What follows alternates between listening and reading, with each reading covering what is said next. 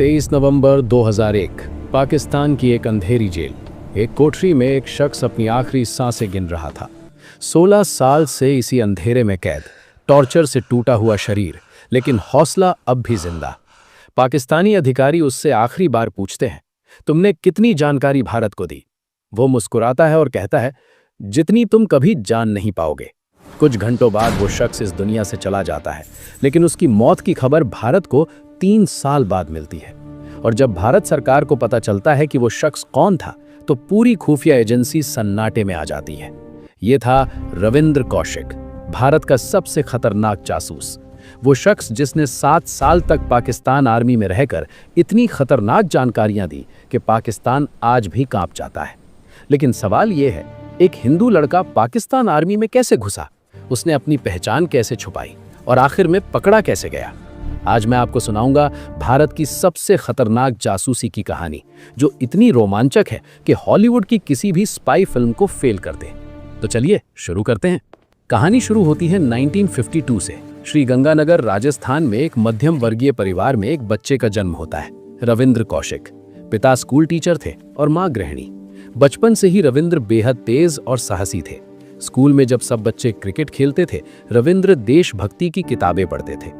जब दोस्त फिल्में देखते, रविंद्र भगत सिंह और चंद्रशेखर आजाद की कहानियां सुनते। 1971 आते आते रविंद्र एक जवान युवक बन चुके थे। तभी भारत पाकिस्तान के बीच युद्ध छिड़ गया। पूरे देश में देशभक्ति की लहर थी। रविंद्र का दिल भी देश के लिए कुछ करने को मचल रहा था, लेकिन किस्मत को कुछ और ही मंजूर था। एक दिन रविंद्र को एक खास बुलावा आता है, दिल्ली में रॉ के ऑफिस में। जब वो वहां पहुंचते हैं तो सामने बैठे अधिकारी उन्हें ऊपर से नीचे तक देखते हैं। फिर एक सवाल पूछा जाता है, क्या तुम देश के लिए अपनी जान दे सकते हो? रविंद्र बिना सोचे जवाब देते हैं, जी सर, बिल्कुल।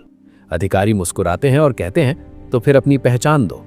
रविंद्र समझ नहीं पाते। अधिकारी आगे कहते हैं, हमें तुम्हें पाकिस्तान भेजना है, लेकिन भारतीय के रूप में नहीं, पाकिस्तानी के रूप में। क्या तैयार हो? उस पल रविंद्र कौशिक की जिंदगी हमेशा के लिए बदल जाती है। लेकिन दोस्तों, एक हिंदू लड़के को मुस्लिम बनाना इतना आसान नहीं था। उसे सिर्फ उर्दू नहीं सीखनी थी, बल्कि एक पूरी जिंदगी जीनी थी। अगले 4 साल रविंद्र की जिंदगी की सबसे कठिन ट्रेनिंग शुरू होती है, और ये ट्रेनिंग किसी फिल्म से कम नहीं थी। 1972 से 1975 तक पूरे 4 साल रविंद्र कौशिक गायब हो जाते हैं। परिवार को भी नहीं पता कि वो कहाँ हैं। रॉ की एक गुप्त जगह पर रविंद्र की ट्रेनिंग शुरू होती है। लेकिन ये कोई सामान्य ट्रेनिंग नहीं थी, ये था एक पूरी पहचान का निर्माण। पहला कदम, उर्दू सीखना। सिर्फ बोलना नहीं, बल्कि सोचना भी उर्दू में। रविंद्र दिन रात उर्दू किताबें पढ़ते, उर्दू शायरी याद करते। दूसरा कदम, इस्लाम को समझना। नमाज कैसे पढ़ी जाती है, कुरान की आयतें, रमजान के रीति रिवाज, मुस्लिम त्योहार, सब कुछ परफेक्शन के साथ सीखना था। तीसरा कदम, पाकिस्तानी एक्सेंट। वो सिर्फ उर्दू नहीं, बल्कि लाहौर के अंदाज में बोलना सीखते हैं। पंजाबी लहजा, पाकिस्तानी गालियां, वहां के मुहावरे। चौथा कदम, एक नई जिंदगी।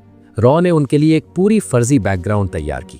नाम नबी अहमद शकीर, जन्म स्थान लाहौर, पाकिस्तान। पिता अहमद शकीर, व्यापारी। कहानी, 1947 में पार्टीशन के दौरान परिवार भारत से पाकिस्तान गया था। इतना ही नहीं, रॉ ने पाकिस्तान में फर्जी डॉक्यूमेंट्स बनवाए, स्कूल के रिकॉर्ड, जन्म प्रमाण पत्र, यहां तक कि एक फर्जी परिवार भी। लेकिन सबसे बड़ी चुनौती अभी बाकी थी। दोस्तों, अब तक तो सब ठीक था, लेकिन असली परीक्षा तब आने वाली थी जब रविंद्र को पाकिस्तान की धरती पर कदम रखना था। एक गलती, एक शक और सब कुछ खत्म। और वो पल आ ही गया। 1975 का साल। रविंद्र कौशिक अब नबी अहमद शकीर बन चुके हैं। दाढ़ी रखी हुई, पाकिस्तानी कपड़े, उर्दू पंजाबी लहजा परफेक्ट। एक रात अंधेरे में सीमा के पास रविंद्र आखिरी बार भारतीय धरती को देखते हैं। दिल में एक अजीब सी घबराहट, लेकिन चेहरे पर पूरा कॉन्फिडेंस। रॉ अधिकारी उनसे कहते हैं, याद रखना, उधर तुम भारतीय नहीं हो, अब तुम नबी अहमद शकीर हो। एक पल के लिए भी भूल गए तो जिंदा नहीं बचोगे। रविंद्र सर हिलाते हैं और फिर अंधेरे में गायब हो जाते हैं। कुछ घंटों बाद वो पाकिस्तान की जमीन पर हैं। पहले कुछ दिन लाहौर में बिताए, छोटे छोटे काम किए ताकि किसी को शक ना हो। फिर धीरे धीरे लोकल लोगों से दोस्ती बनाई। लेकिन असली प्लान तो कुछ और था। रविंद्र को पाकिस्तान आर्मी में घुसना था, लेकिन कैसे? तभी उन्हें एक खबर मिली, पाकिस्तान आर्मी में रिक्रूटिंग हो रही है। रविंद्र ने तुरंत अप्लाई किया। इंटरव्यू के दिन जब वो आर्मी ऑफिस पहुंचे तो सामने बैठे पाकिस्तानी अधिकारी ने पूछा, नबी अहमद शकीर, तुम आर्मी में क्यों ज्वाइन करना चाहते हो? रविंद्र ने बिना हिचके जवाब दिया, सर, मैं हिंदुस्तान से बदला लेना चाहता हूँ। 1947 में पार्टीशन के दौरान मेरे परिवार पर बहुत जुल्म हुए थे। मैं भारत को तबाह होते देखना चाहता हूँ। पाकिस्तानी अधिकारी मुस्कुराए। उन्हें लगा कि ये लड़का तो पक्का देशभक्त पाकिस्तानी है। और इस तरह रविंद्र कौशिक यानी नबी अहमद शकीर पाकिस्तान आर्मी में शामिल हो गए। लेकिन दोस्तों, अब असली खेल शुरू होने वाला था। अब सोचिए, एक भारतीय जासूस पाकिस्तान आर्मी की वर्दी पहने हुए, हर पल खतरा, हर पल मौत, एक गलती और सब कुछ खत्म। लेकिन रविंद्र कौशिक ने जो किया वो तो किसी फिल्म से भी ज्यादा खतरनाक था। पाकिस्तान आर्मी में शामिल होने के बाद रविंद्र की असली चुनौती शुरू हुई। वो रोज सुबह उठते, पाकिस्तानी सैनिकों के साथ ट्रेनिंग करते, उनके साथ खाना खाते, उनकी बातें सुनते।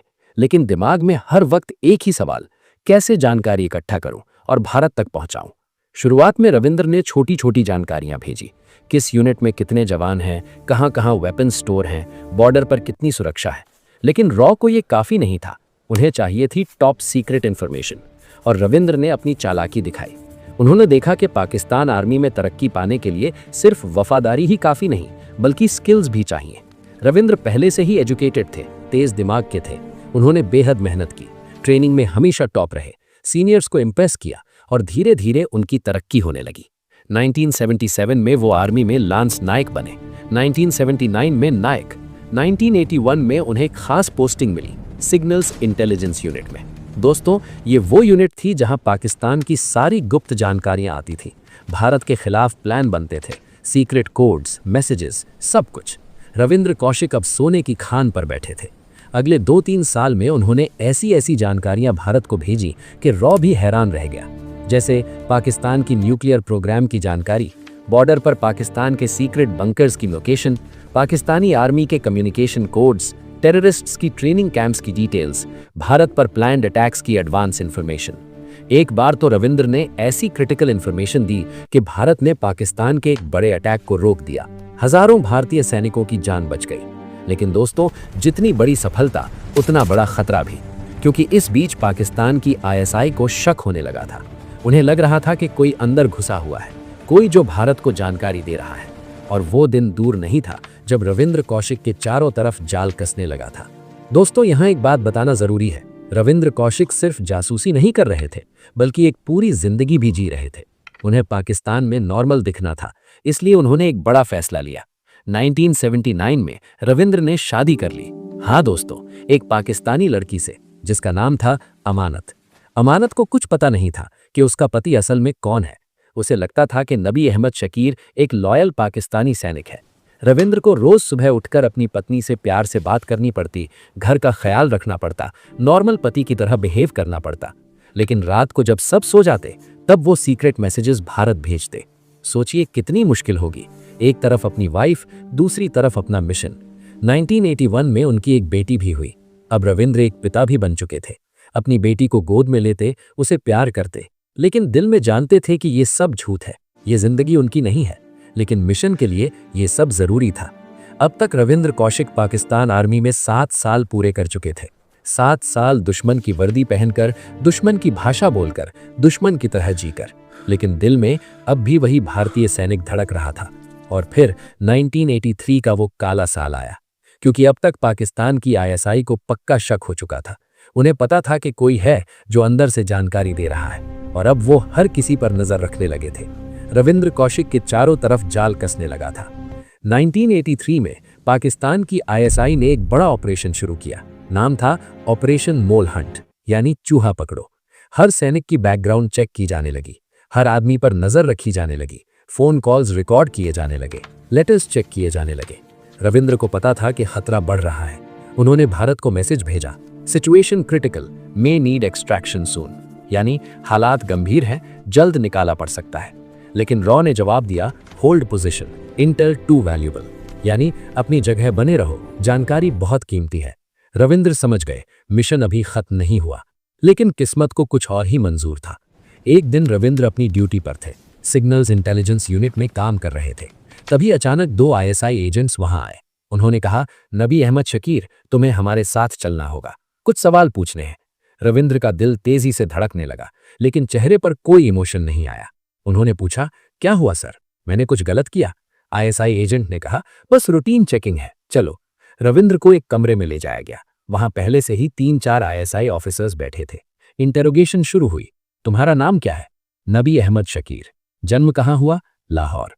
पिता का नाम? अहमद शकीर। 1947 में तुम्हारा परिवार कहाँ था? अमृतसर, भारत में।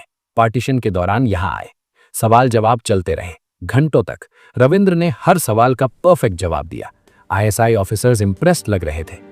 लेकिन तभी एक ऑफिसर ने एक सवाल पूछा जो रविंद्र की जिंदगी बदल देने वाला था। नबी, तुम्हारी मां का नाम क्या था? रविंद्र ने तुरंत जवाब दिया, फातिमा बीबी। ऑफिसर ने मुस्कुराते हुए कहा, झूठ, तुम्हारे डॉक्यूमेंट्स में तुम्हारी मां का नाम आयशा बेगम है। दोस्तों, वो एक छोटी सी गलती, लेकिन उसने सब कुछ खत्म कर दिया। रविंद्र समझ लेकिन गए, उन्होंने खेल हार खत्म। नहीं मानी। आखिरी दांव खेलने का वक्त आ गया था। रविंद्र ने खुद को संभाला और कहा, सर सॉरी, मैं नर्वस हो गया। माँ का नाम आयशा बेगम है, फातिमा मेरी दादी का नाम था। लेकिन आईएसआई ऑफिसर्स को शक हो चुका था। उन्होंने रविंद्र को वहीं रोक लिया। उनके घर पर रेड डाली गई, हर कोना छाना गया और फिर मिल गई एक छुपी हुई डायरी जिसमें कोड्स लिखे थे, सीक्रेट मैसेजेस, इंडिया से कांटेक्ट के निशान। आईएसआई ऑफिसर्स की आंखें फटी की फटी रह गईं। ये भारतीय जासूस है। रविंद्र कौशिक को तुरंत अरेस्ट कर लिया गया। उन्हें एक डार्क सेल में डाल दिया गया। अगले कई दिनों तक टॉर्चर का सिलसिला शुरू हुआ। तुम्हारा असली नाम क्या है? रविंद्र चुप। किसने भेजा है तुम्हें? रविंद्र चुप। कितनी जानकारी दी है भारत को? रविंद्र चुप। इलेक्ट्रिक शॉक्स दिए गए, पानी में डुबोया गया, भूखा रखा गया, लेकिन रविंद्र कौशिक के मुंह से एक शब्द नहीं निकला। पाकिस्तानी ऑफिसर्स गुस्से में पागल हो गए। उन्होंने रविंद्र की वाइफ अमानत को बुलाया। अमानत सदमे में थी। उसे यकीन नहीं हो रहा था कि उसका पति एक भारतीय जासूस है। आईएसआई ने उससे कहा, तुम्हारा पति भारत का एजेंट है, उसने तुम्हें धोखा दिया है। अमानत टूट गई। उसने रविंद्र से पूछा, क्या ये सच है? रविंद्र ने उसकी आंखों में देखा और पहली बार उनकी आंखों में आंसू आ गए। उन्होंने कहा, आई एम सॉरी, मैं तुम्हें धोखा नहीं देना चाहता था, लेकिन मेरा देश पहले आता है। अमानत वहां से रोती हुई चली गई, अपनी बेटी को लेकर। रविंद्र ने अपनी बेटी को आखिरी बार देखा। वो जानते थे शायद फिर कभी नहीं देख पाएंगे। 1985 में रविंद्र कौशिक का ट्रायल शुरू हुआ पाकिस्तान की मिलिट्री कोर्ट में। चार्जेस लगाए गए, एस्पियोनाज यानी जासूसी, ट्रीजन यानी देशद्रोह, spying for enemy nation. Prosecution ने सबूत पेश किए, डायरी, सीक्रेट कोड्स, इंडिया से मैसेजेस। जज ने पूछा, नबी अहमद शकीर या जो भी तुम्हारा नाम हो, क्या तुम गिल्टी हो? रविंद्र ने सीधे खड़े होकर कहा, मेरा नाम रविंद्र कौशिक है, मैं भारतीय हूं और मैंने अपने देश के लिए जो किया उस पर मुझे गर्व है, मैं गिल्टी हूं। पूरा कोर्ट रूम सन्नाटे में आ गया। जज ने फैसला सुनाया, मौत की सजा। लेकिन फिर कुछ हुआ। भारत सरकार ने इंटरनेशनल प्रेशर बनाया, यूएन में मामला उठाया गया, पाकिस्तान पर दबाव बढ़ने लगा। आखिरकार डेथ सेंटेंस को लाइफ इम्प्रिजनमेंट में बदल दिया गया। लेकिन दोस्तों, ये कोई राहत नहीं थी, क्योंकि पाकिस्तान की जेलों में डेथ से भी बदतर चीजें होती हैं। अगले 16 साल रविंद्र कौशिक के लिए जिंदा नर्क बन गए। एक अंधेरी कोठरी, सीलन, सड़ांध, अकेलापन और सबसे बुरा, भारत की खामोशी। 1985 से 2001 तक 16 साल रविंद्र कौशिक पाकिस्तान की मियाँ वाली जेल में कैद थे। हर रोज टॉर्चर, हर रोज अपमान, हर रोज तन्हाई। उन्होंने भारत सरकार को कई लेटर्स लिखे, रेड क्रॉस के थ्रू मैसेजेस भेजे, प्लीज मुझे निकालो, मैंने अपना सब कुछ देश को दिया है। लेकिन कोई जवाब नहीं आया। भारत सरकार ने उन्हें भुला दिया। रॉ ने मुंह मोड़ लिया। क्यों? क्योंकि अगर भारत ऑफिशियली मानता कि रविंद्र कौशिक उनका स्पाई था, तो डिप्लोमैटिक संकट हो जाता। इसलिए सरकार ने चुप्पी साध ली। 16 साल तक रविंद्र ने इंतजार किया, उम्मीद रखी कि एक दिन उनका देश उन्हें वापस बुलाएगा, लेकिन वो दिन कभी नहीं आया। उन 16 सालों में रविंद्र का शरीर टूट गया। टॉर्चर की वजह से उनकी हड्डियां कमजोर हो गईं, आंखों की रोशनी जाने लगी, लेकिन उनका हौसला अब भी जिंदा था। जेल में उन्होंने कई पाकिस्तानी कैदियों को पढ़ाया, उर्दू शायरी लिखी, अपने अंदर के दर्द को शब्दों में उतारा। एक शायरी उन्होंने लिखी थी, वतन ने भुला दिया, दुश्मन ने सताया, फिर भी दिल में तिरंगा लहराया। नवंबर 2001, रविंद्र कौशिक की हालत बेहद खराब हो चुकी थी। दिल की बीमारी, सांस की तकलीफ, कमजोर शरीर। एक रात उन्हें तेज दर्द हुआ। गार्ड्स को बुलाया, लेकिन किसी ने ध्यान नहीं दिया। 23 नवंबर 2001 की रात रविंद्र कौशिक ने आखिरी सांस ली, अकेले, अंधेरे में, अपने ही देश से दूर। पाकिस्तान ने उनकी बॉडी को मियांवाली के एक गुमनाम कब्रिस्तान में दफना दिया। कोई अंतिम संस्कार नहीं, कोई तिरंगा नहीं, कोई सलामी नहीं। लेकिन दोस्तों, कहानी यहाँ ख़त्म नहीं होती, क्योंकि भारत सरकार को रविंद्र कौशिक की मौत की खबर 2004 में मिली। हाँ, 3 साल बाद 2004 में रेड क्रॉस के थ्रू भारत को इन्फॉर्म किया गया कि रविंद्र कौशिक की मौत 2001 में हो चुकी है। जब ये खबर आई तो पूरे रॉ में सन्नाटा छा गया। ऑफिशियल्स को यकीन नहीं हो रहा था। उन्होंने फाइल्स चेक की, रिकॉर्ड्स देखे। पता चला कि रविंद्र कौशिक ने 7 साल तक पाकिस्तान आर्मी में काम किया था। उन्होंने ऐसी जानकारियां दी थीं जिनसे कई टेररिस्ट अटैक्स रुके, हजारों भारतीय सैनिकों की जान बची, पाकिस्तान की न्यूक्लियर प्रोग्राम की क्रिटिकल इंटेल मिली। रविंद्र कौशिक ने अपनी पूरी जिंदगी देश को दे दी, लेकिन देश ने उन्हें भुला दिया। रॉ के कुछ रिटायर्ड ऑफिसर्स शर्मिंदा थे। उन्होंने मीडिया को सीक्रेटली जानकारी दी। धीरे धीरे रविंद्र कौशिक की कहानी बाहर आने लगी। 2008 में पहली बार पब्लिकली उनकी स्टोरी को रिकॉग्नाइज किया गया। 2010 में बॉलीवुड में एक फिल्म बनी, एजेंट विनोद। हालांकि ये डायरेक्टली उनकी स्टोरी नहीं थी, लेकिन इंस्पायर्ड थी। 2015 में एक किताब छपी, द ब्लैक टाइगर। और फिर 2018 में भारत सरकार ने ऑफिशियली रविंद्र कौशिक को कीर्ति चक्र पॉस्टमसली से सम्मानित किया। लेकिन ये सब उनकी मौत के 17 साल बाद। दोस्तों, आज रविंद्र कौशिक हमारे बीच नहीं है, लेकिन उनकी कहानी हमें एक सबक देती है। देशभक्ति सिर्फ झंडा लहराना नहीं होता। देशभक्ति होती है अपनी पहचान छोड़ देना, अपना परिवार छोड़ देना, अपनी जिंदगी देश के नाम कर देना। रविंद्र कौशिक ने ये सब किया और बदले में उन्हें मिला सिर्फ अंधेरा। लेकिन फिर भी उनके आखिरी शब्द थे, मुझे गर्व है कि मैं भारतीय हूँ। आज पाकिस्तान की मियांवाली जेल के पास एक गुमनाम कब्र है। कोई नाम नहीं, कोई पहचान नहीं, लेकिन वहाँ दफन है भारत का सबसे बहादुर जासूस, Ravindra Kaushik, the black tiger, जिसे उसके देश ने भुला दिया, लेकिन इतिहास कभी नहीं भूलेगा। दोस्तों, अगर ये कहानी आपको पसंद आई हो तो वीडियो को एक लाइक ज़रूर करें और चैनल को सब्सक्राइब करना ना भूलें, क्योंकि ऐसी ही सच्ची और रोमांचक कहानियाँ हम हर हफ्ते लाते रहेंगे। तब तक के लिए जय हिंद।